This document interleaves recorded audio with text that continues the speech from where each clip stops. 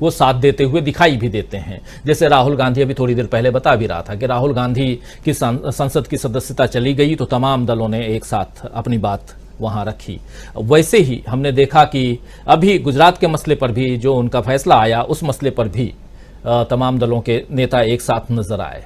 आना चाहता हूं प्रोफेसर रविकांत जी आपके पास, आपसे समझना चाहता हूं कि क्या यहां पर दिखाई दे रहा है 2024 की तस्वीर की बात हम तो लगातार करते हैं और करते रहेंगे, उससे पहले जितने चुनाव हैं उसकी बातें भी हम करते रहेंगे, लेकिन यहां पर जब राहुल गांधी की बात करते हैं, जब हम विपक्ष की बात करते हैं, विपक्षी एकता की बात करते हैं, उस डोर में, विपक्षी एकता की डोर में राहुल गांधी और इधर बीजेपी, और क्या आज की तारीख में राहुल गांधी बीजेपी को मात देते हुए दिखाई देते हैं या जल्दबाजी होगी ये कहना?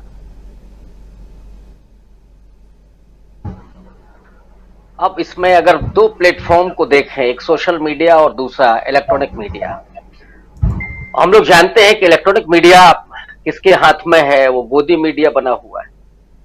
वहां तो राहुल गांधी अभी उस क्रिटिसिज्म दिखेगा। राहुल गांधी अगर टी शर्ट पहन करके निकलते हैं तो साहब उस पर सवाल होने लगेगा। और मुझे तो हंसी आ रही थी थोड़ी देर पहले सोच करके कि उत्तर प्रदेश के एक डिप्टी सीएम ने तो यहां तक कह दिया था कि राहुल गांधी को ठंड क्यों नहीं लगती, इस पर हम रिसर्च कराएंगे। फिर बारिश में राहुल गांधी को काहे असर नहीं होता है? अरे भाई, इंद्र भगवान तो आपकी बात सुनते होंगे, कम से कम उनसे ही बात कर लेते। राहुल जी का जो वो हो रहा है वो तो ठीक ही है, लेकिन सोशल मीडिया को अगर आप देखें तो इसमें राहुल गांधी नंबर 1 ट्रेंडिंग पर है। और सोशल मीडिया असल में आज के भारत की तस्वीर दिखा रही है। जो लोकप्रियता है राहुल गांधी की, उसके जरिए उन्होंने नरेंद्र मोदी को विश्वास के धरातल पर लोगों के हितों को ध्यान में रखते हुए सच्चाई और ईमानदारी, इन तमाम पैमानों पर नरेंद्र मोदी को लगभग रिजेक्ट कर दिया है लोगों। अब मोदी जी अगर सच भी बोले तो भी लोगों को झूठ लगेगा। लेकिन राहुल गांधी तो वो व्यक्ति हैं इतने निश्चल कि अगर बच्चे ये पूछते हैं कि साहब एनसीसी का फुल फॉर्म क्या है, राहुल गांधी नहीं जानते हैं तो सहजता से स्वीकार करते हैं कि नहीं आता है। वही व्यक्ति ब्रिटेन और अमेरिका में जाकर के भारत की विदेश नीति और भारत की आर्थिक नीति पर बेहद बौद्धिक बहस करता है। जहां पर इस देश का कंसर्न है, जहां पे इस देश की लोकतंत्र का सवाल है, यहां के बेरोजगारों का, नौजवानों का, उनका जब सवाल है तो राहुल गांधी पूरे निडरता के साथ। और राजीव जी, राहुल गांधी को इतिहास कैसे याद करेगा? बेशक वो उस विरासत से आते हैं जहां की 3 पीढ़ियां भारत की रही हैं, लेकिन राहुल गांधी उनमें से अलग हैं। राहुल गांधी लीडर अपने प्रयासों के चलते हुए, आज की मैं बात कर रहा हूं, मैं उस समय की बात नहीं कर रहा हूं जब राहुल गांधी ने पहला चुनाव लड़ा था, जब समूचा सत्ता तंत्र हमलावर है राहुल गांधी पर। उस बीच में लोगों के सवालों को उठाते हुए लोगों में विश्वास पैदा करना, लोगों की उम्मीदों को जगाना, अंधेरे में वो लौ पैदा करना जो लोगों के भीतर। इस राहुल गांधी का अगर पहला भाषण आप याद करें, पार्लियामेंट जब वो चुनाव लड़कर के पहुंचे थे, तो पहला ही भाषण इस बात को रेखांकित कर रहा था कि राहुल गांधी सोचते क्या है, समझ क्या है। जब वो ये कहते हैं कि मैं गरीब मजदूर से मिलता हूं और पूछता हूं कि आपका बच्चा क्या बनना चाहता है, उस बेटे से मिलता हूं, पूछता हूं क्या बनना चाहता है, तो बहुत सारे बच्चे ये जवाब देते हैं कि साहब मुझे नहीं पता है। लेकिन उसमें से एक ऐसा भी होता है जो कहता है कि हम इंजीनियर बनना चाहते हैं।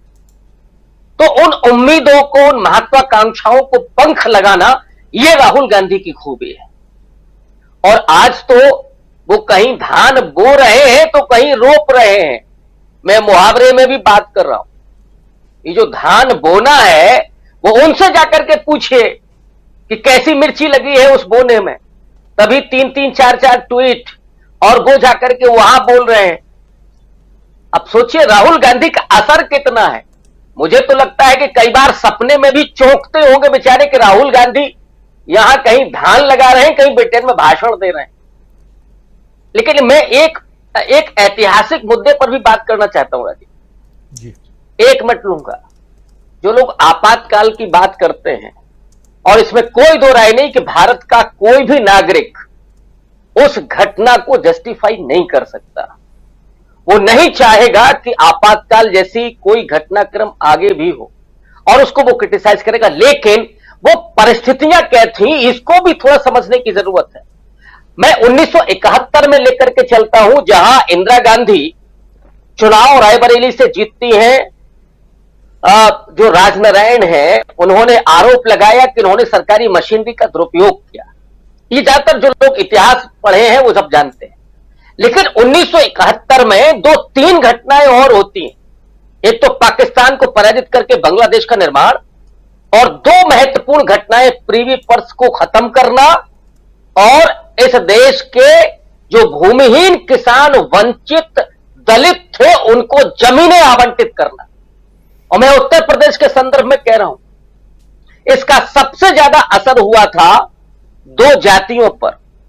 माफ कीजिएगा, जिन लोगों को जाति को लेकर के कहीं वो स्वाभिमान वगैरह हो, तो कायस्थ और राजपूतों पर। ये 2 जातियां जो जमींदार थीं, उनको लगा कि उनके खेतों पर बेगार करने वाले सीधे इंदिरा गांधी ने छीन लिए और जमीनें उन लोगों को दे दी जो 2 बीघा 3 बीघा करके अपना खेती करके अपना जीवन यापन करने लगे। जो जगमोहन लाल सिन्हा थे न्यायमूर्ति जी, बहुत सारे विश्लेषक इस बात को कहते हैं कि, और वो कायस्थ बरादरी से आते थे, कि उनके उस फैसले में, जिस पर खुद कुलदीप नैयर ने लिखा अपनी आपातकाल नामक किताब में कि इंदिरा गांधी पर आरोप बेहद मामूली थे, और खुद कुलदीप नैयर जो जेल रहे, मैं उनकी बात कर रहा हूं, उन मामूली आरोप में जब इंदिरा गांधी को उनका चुनाव रद्द करने का बात आई, उस समय जो जगमोहन लाल सिन्हा ने जो ये फैसला दिया था, उसके पीछे उनकी जातीय चेतना काम कर रही थी। और उसके बाद की परिस्थितियां आप देखिए, इंदिरा गांधी का हर भाषण हरिजन और आदिवासी शब्द से शुरू होता था। 20 सूत्रीय कार्यक्रम शुरू हुए। तो तकलीफ उन लोगों को आज बहुत ज्यादा है जो इंदिरा गांधी के उस दरमियान दलित और वंचित तबके के लोग थोड़ा समुन्नत हुए।